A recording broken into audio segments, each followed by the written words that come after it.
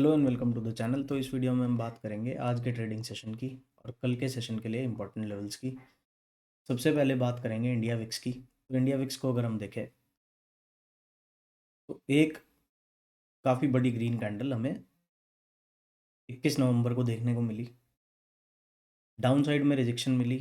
अभी करंटली देखें तो 10.305 का जो एक सपोर्ट जोन है उसके आसपास इंडिया विक्स ने कहीं ना कहीं सपोर्ट बनाया हुआ है। इंडिया विक्स के अंदर वॉलेटिलिटी कब देखने को मिलेगी? एक्सट्रीम मोमेंटम, बहुत बड़े मूव्स मार्केट में आप कब एक्सपेक्ट कर सकते हो? जिस दिन हमें कोई कैंडल क्लोजिंग मिलेगी इस हाई के ऊपर। इसके बाद 15 का जो एरिया है, जैसे ही ये क्रॉस होगा तो यहाँ पर आपको काफ़ी ज़्यादा बड़ा मूव देखने को मिल सकता है। इसमें डायरेक्शन का कोई क्लू नहीं देगा आपको इंडिया विक्स। इंडिया विक्स सिर्फ एक पैनिक मीटर है। तो जब भी मार्केट के अंदर पैनिक बढ़ेगा तो इंडिया विक्स ब्लास्ट करेगा। और 90% of the times, 90 to 95% of the times ये देखा गया है कि जब भी इंडिया विक्स के अंदर एक स्पाइक आती है तो मार्केट्स डाउन साइड में मूव करती है। तो अभी अगर 10 के आसपास है, जब तक 13.85 के नीचे है इंडिया विक्स तब तक बहुत बड़ा मूव मार्केट के अंदर नहीं आएगा। तब तक जो इंट्राडे में मोमेंटम रहेगा वही रहेगा। बट आपके लिए एक होमवर्क देता हूँ मैं। 7 अप्रैल की कैंडल है इंडिया विक्स की, 7 अप्रैल 2025 की। इस कैंडल को जाके देखना और अपना निफ्टी को देखना उस दिन कि अगर इतना बड़ा मूव इंडिया विक्स के अंदर था तो निफ्टी में कितना बड़ा मूव था और किस डायरेक्शन का। अब चलते हैं निफ्टी 50 को देखते हैं। तो इंडिया विक्स को हमने समझा, अब समझते हैं निफ्टी को। तो निफ्टी के अंदर जो एक हमें ऑल टाइम हाई मिला वो मिला 325 पे। 325 क्या है? 26,325। यहाँ हमें एक ऑल टाइम हाई मिला, उसके बाद हमें एक डीप पुल बैक देखने को मिला। पुल बैक कहाँ तक था? पुल बैक था जो मंथली का एक सपोर्ट जोन था, फर्स्ट सपोर्ट जोन 25,943 के एरिया तक एक पुल बैक हुआ। वहाँ से एक बुलिश कैंडल फॉर्मेशन होती है और उसका क्लोजिंग हमें मिलता है 26,186 के रेट पे। 26,186 के ऊपर जाता है, बट जो प्रीवियस ऑल टाइम हाइस थे उसको नहीं टैप कर पाता है। पिछली वीडियोस में हमने दो एरियाज़ के बारे में बार बार बात करी है, 310 का एरिया और 350 का एरिया, ये जो प्रीवियस मंथ का एक रेजिस्टेंस जोन था। तो जब यहाँ पर निफ्टी ट्रेड कर रहा था एक व्यू हमें मिल चुका था कि भाई जब तक प्रीवियस ऑल टाइम हाइज नहीं निकलेंगे तब तक बहुत बड़ा मोमेंटम अपसाइड का नहीं होगा। प्राइस में वीकनेस आएगी तो डाउन साइड में बड़ा मोमेंटम हो सकता है। तो यहाँ पर 940 के एरिया को, 25,940 के एरिया को हम पिछले 5-6 दिनों से मॉनिटर कर रहे थे। तो ट्यूसडे के सेशन में, मंडे के सेशन में हमें डाउन साइड में एक नेगेटिव कैंडल मिलती है। ओपनिंग से ही नेगेटिव थी मार्केट। उसके बाद ट्यूसडे के सेशन में डाउन साइड में ओपनिंग मिलती है, बट प्राइस अपने सपोर्ट को ही रिकैप्चर नहीं कर पाता है। तो 940 का एरिया जो एक सपोर्ट का काम कर रहा था मंडे तक, ट्यूसडे ऑनवर्ड्स वो एज अ रेजिस्टेंस एक्ट करने लगा। फिर डाउन साइड में हमारे पास कौन से टारगेट थे? डाउन साइड में हमारे पास 750 से लेके और 700 तक के टारगेट्स थे। तो अभी तक जो लो बना है वो 726 का बना है निफ्टी के अंदर, 25,726 का। अब चलते हैं एक बार 15 मिनट टाइम फ्रेम पे और इंट्राडे के सेशन को समझते हैं।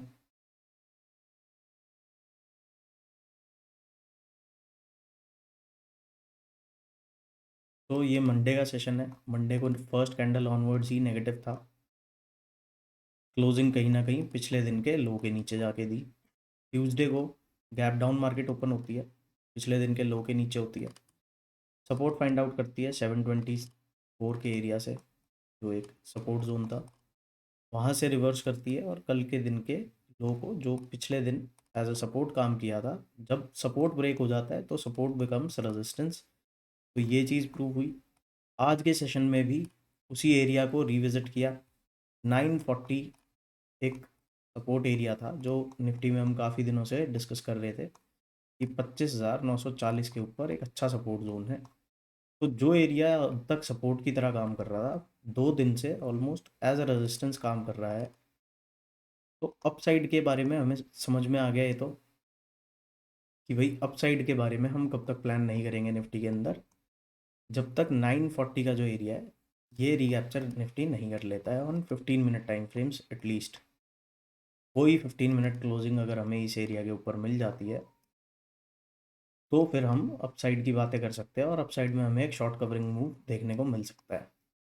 बट इस चीज़ की प्रोबेबिलिटी थोड़ी थिन है, क्योंकि 940 फर्स्ट रेजिस्टेंस है, उसके बाद 26,000 का नंबर जो साइकोलॉजिकल नंबर है वो एक रेजिस्टेंस है, फिर 26,050 के ऊपर आपके पास एक रेजिस्टेंस है, फिर अल्टीमेटली 26,200 के ऊपर एक रेजिस्टेंस है, और आप और अपसाइड में जाओगे तो 26,320 के ऊपर भी एक रेजिस्टेंस जोन है। तो ऊपर जाने के लिए अभी निफ्टी को काफ़ी मशक्क़त करनी पड़ेगी। अभी हम डाउन साइड के बारे में बात करेंगे, 1 आवर टाइम फ्रेम पे चलेंगे। तो यहाँ पे जो इमीडिएट एरिया ऑफ सपोर्ट हमें नज़र आता है उसकी सबसे पहले बात करेंगे। ये एरिया है एक 25,700 का। ये एरिया अगर निफ्टी के अंदर लूज़ हो जाएगा तो फिर नेक्स्ट जो सपोर्ट जोन नज़र आता है एक 650 का एरिया है। यहाँ पे थोड़ा बहुत अगर बाउंस ले ले तो ले ले, वरना 25,500 के ऊपर एक अच्छा सपोर्ट नज़र आता है, क्योंकि यहाँ से पिछली बार भी जब यहाँ पर प्राइस आया था तो यहाँ पर एक बाउंस देखने को मिला था, काफ़ी बढ़िया बाउंस देखने को मिला था निफ्टी के अंदर इस एरिया से। तो स्लोली एंड स्टडीली इस एरिया तक आ सकता है, एंड देन अल्टीमेट सपोर्ट जो है निफ्टी का दैट इज़ 25,300। तो अब ये जो 25,300 के एरियाज़ हैं, क्या ये सिंगल डे में आ जाएंगे?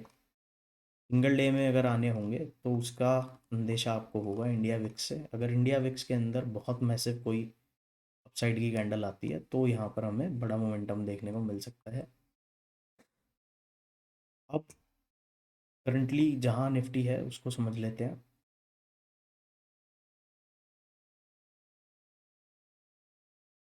940 ऑन दी अपसाइड, और डाउन साइड में जो 700 का एरिया है इसके बीच में अगर निफ्टी रहता है तो इसके बीच में इस तरीके से मूव कर सकता है। अपसाइड और डाउन साइड की बातें हम कर चुके हैं।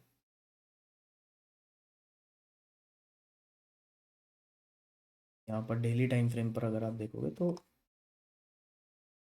कल की जो कैंडल थी उसके मुकाबले आज जो कैंडल बनी है तो इसने काफ़ी एविडेंटली ये शो कर दिया है कि भाई जो एरिया यहाँ पे एज अ सपोर्ट काम कर रहा था और एक बाउंस देखने को मिल रहा था, अब यही एरिया 2 दिन से almost as a resistance act कर रहा है। और जब तक एटलीस्ट 860 का जो नंबर है ना, जब तक 860 के ऊपर निफ्टी ट्रेड करना स्टार्ट नहीं करता है तब तक इसके अंदर अपसाइड के बारे में ना ही सोचे तो बढ़िया है, कि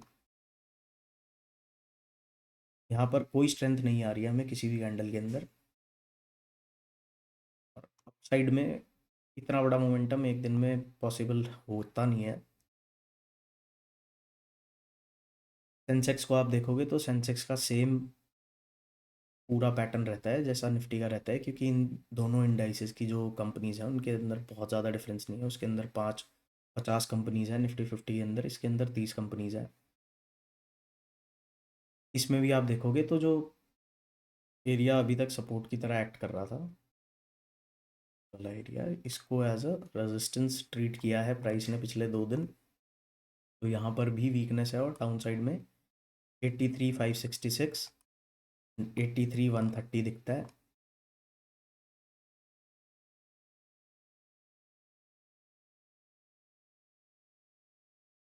बैंक निफ्टी को देख लेते हैं। बैंक निफ्टी के अंदर भी काफ़ी अच्छा मोमेंटम है। ये अभी भी, इसको अब आप देखोगे तो निफ्टी और सेंसेक्स का जो सिचुएशन है उसके मुकाबले बैंक निफ्टी अभी स्ट्रेंथ शो कर रहा है। क्यों? क्योंकि ये जो एक सपोर्ट जोन है इसका मंथली का, ये अभी इसके ऊपर ट्रेड कर रहा है इस तरीके से जैसे निफ्टी और सेंसेक्स पिछले 4 दिन से कर रहे थे।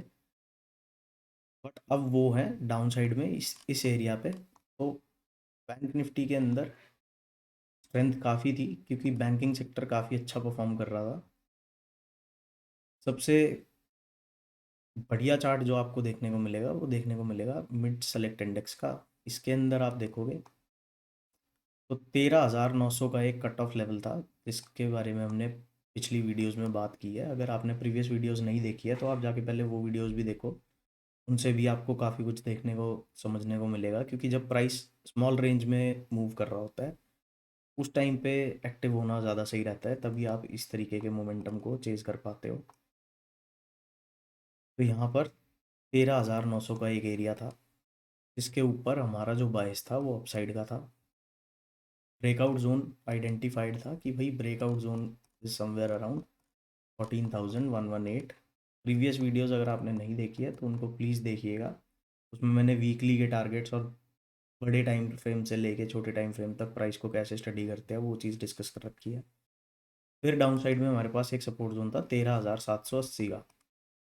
फिर इसके नीचे क्लोजिंग हमें मिली मंडे के सेशन को। ट्यूसडे को डाउन साइड से सपोर्ट एरिया से काफ़ी बढ़िया बाइंग देखने को मिली, बट आज की कैंडल ने उस पूरी बाइंग को नलीफाई कर दिया है और फिर से अपने प्रीवियस ब्रेकआउट जोन के पास आ चुका है, जिसका ब्रेकआउट हमें मिला था। इस ब्रेकआउट की एक पूरी स्टोरी हमने एक वीडियो में शेयर की हुई है, उसका मैं अभी आपको ये ऊपर आई बटन में लिंक दूंगा। वहाँ पर हमने डिस्कस किया था कि भाई इस जोन की क्या इंपॉर्टेंस है। तब प्राइस ट्रेड कर रहा था समवेयर अराउंड दिस एरिया, तो हमने वहाँ पर भी इस एरिया की बात की थी। तो मिड सेलेक्ट इंडेक्स ने अपने ब्रेकआउट जोन को रीटेस्ट कर लिया है। अब ये एरिया इसके लिए काफ़ी अच्छा सपोर्ट है। इस एरिया के आसपास आके अगर बुल्स थोड़ा सा मेहनत करके और एटलीस्ट 13,790 के ऊपर क्लोज करा देंगे किसी दिन डेली टाइम फ्रेम पे मिड सेलेक्ट इंडेक्स के अंदर, तो यहाँ पे एक ऑप्टिमिज्म आ सकता है। वरना ये एरियाज अगर लूज़ कर दिए 13,200 और 13,780, ये एरियाज अगर लूज़ करता है मिड सेलेक्ट इंडेक्स तो यहाँ पर सिनेरियो कुछ डिफरेंट हो जाएगा। और फिर जो ये वाले लोज हैं यहाँ तक भी मिड सेलेक्ट आपको देखने को मिल सकता है। एक इंडेक्स और देख लेते हैं।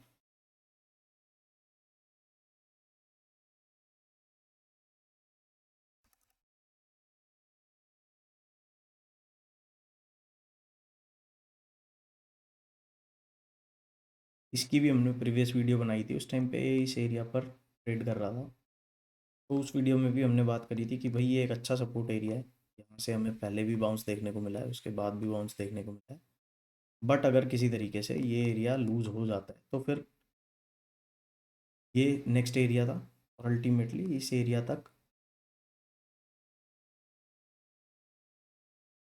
स्मॉल कैप इंडेक्स आपको देखने को मिल सकता है। तो यहाँ पर भी देखें तो कल के सेशन के अंदर जो एक बाइंग नज़र आई थी जिसको देख के काफ़ी ज़्यादा ऑप्टिमिज्म था ट्विटर के ऊपर भी, एक्स के ऊपर, तो उसको भी इसने कुछ हद तक नलीफाई कर दिया है।